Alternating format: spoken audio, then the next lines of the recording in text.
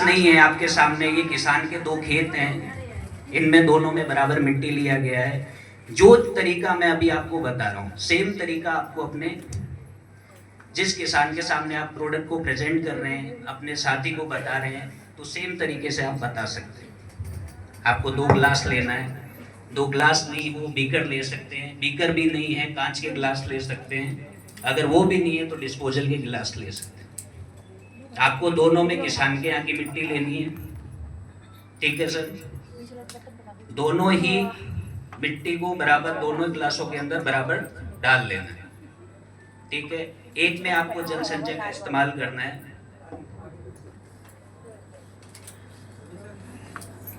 सामने इधर आ जाइए सर। एक खेत में हमने जल संचय का इस्तेमाल किया है, एक बीकर के अंदर हमने जल संचय का इस्तेमाल किया है।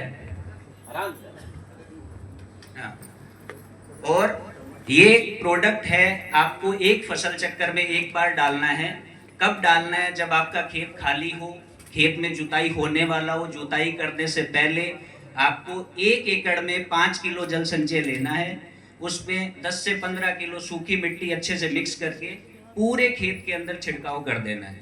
छिड़काव करने के बाद में तुरंत बाद में उस खेत की जुताई कर देनी है, जिससे क्या होगा कि आपका प्रोडक्ट, आपका जो जल संचय है मिट्टी के अंदर अच्छे से मिक्स हो सके। सर इसका जुताई कर दें।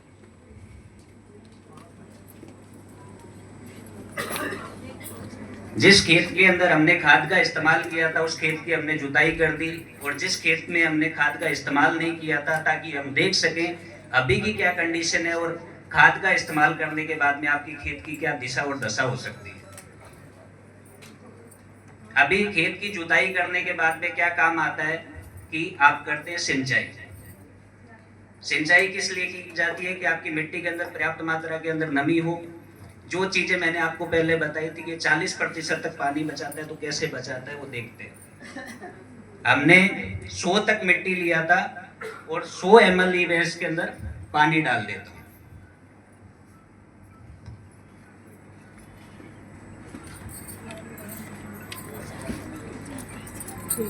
ठीक है। दूसरे भी खेत में हमने समान मात्रा के अंदर पानी डाल दिया।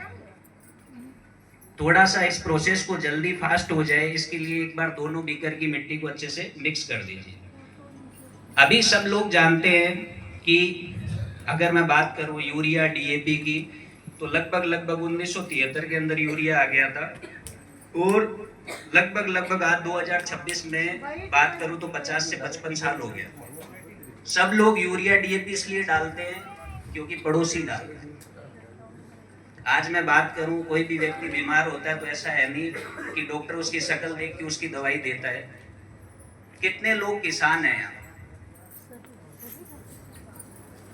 और कितने लोगों ने इन किसानों में से अपनी मिट्टी की जांच करवाई है? एक भी हाथ खड़ा नहीं। तो आप कैसे बोल सकते हैं कि आपकी मिट्टी को यूरिया की जरूरत है या डीएपी की जरूरत है? सब लोगों ने इतना यूरिया डीएपी डाला है कि आपकी मिट्टी इतनी कठोर हो चुकी है कि आपकी मिट्टी की जो पैदावार है वो ऑटोमेटिक कम हो चुकी है। अगर मैं एक एग्जांपल लूं 100 किलो यूरिया का, सबको पता है कि यूरिया के अंदर 46% नाइट्रोजन होता है।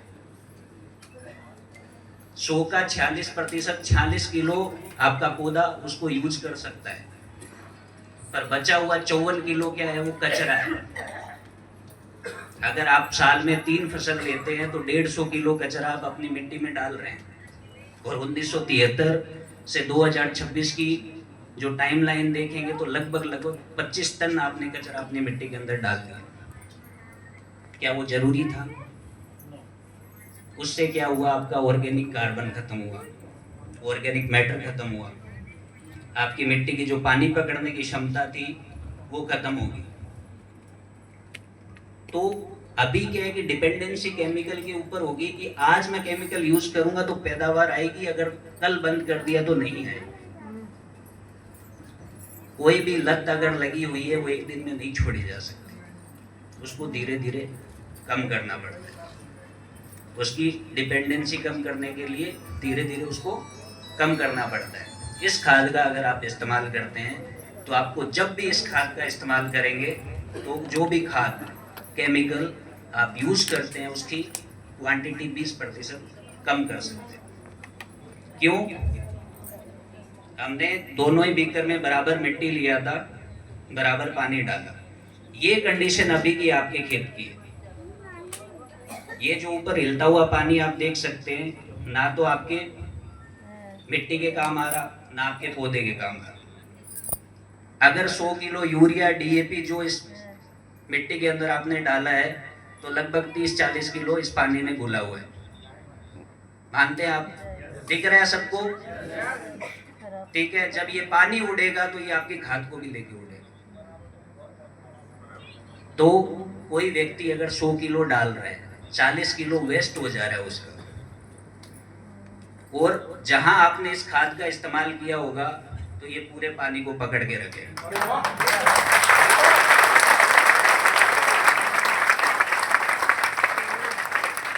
अगर इस खेत के अंदर पहले से ही 60 किलो यूरिया डाला होगा तो 60 का 60 पूरा इस पानी के साथ इस मिट्टी के अंदर पकड़ा रहेगा।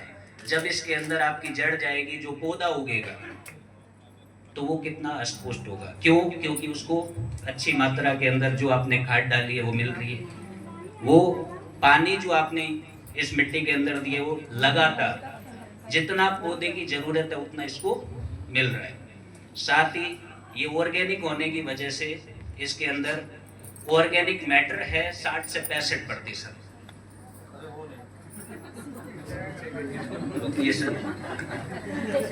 और ऑर्गेनिक कार्बन है 35 से 40%।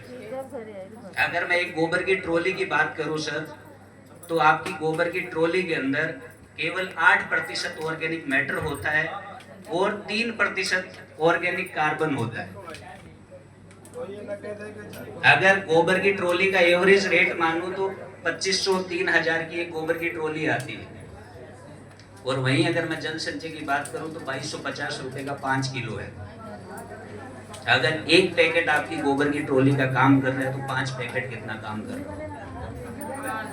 साथ ही सर ने बताया कि आप अपनी मिट्टी का ऋण चुका सकते हैं, आप अपनी प्रकृति का ऋण चुका सकते हैं। कैसे? कि एक पैकेट जल संचय 80,000 लीटर पानी बचाने की कैपेसिटी रखता है। जब आप 1 एकड़ में यूज करते हैं, यूज करवाते हैं, तो लगभग 4 लाख लीटर पानी आपने बचा लिया। इसी मुहिम को ध्यान रखते हुए आदरणीय टीसी सर द्वारा एक जल संचय वीर की स्कीम लॉन्च की गई। कोई भी व्यक्ति 3 माह के अंदर सेल्फ आईडी के ऊपर 125 केजी जल संचय परचेज करता है तो वो कहलाएगा जल संचय वीर। क्यों? क्योंकि उसने 1 करोड़ लीटर पानी, अगर मैं मेरी बात करूं, अगर मैं मेरी पूरी जिंदगी में अगर पानी यूज करता हूं, वो 1 करोड़ लीटर होता है एवरेज, वैज्ञानिकों की माने तो। और कोई व्यक्ति 125 किलो 125 पैकेट यूज करने मात्र से 1 करोड़ लीटर पानी बचा सकता है। तो कोई भी व्यक्ति ऐसा करता है तो वो जल संचय वीर कहलाएगा। और उम्मीद करता हूँ कि इस 10 मिनट के सेशन से मैं अराउंड 100 वीर यहाँ से बना के जाऊँ। ठीक है, धन्यवाद सर।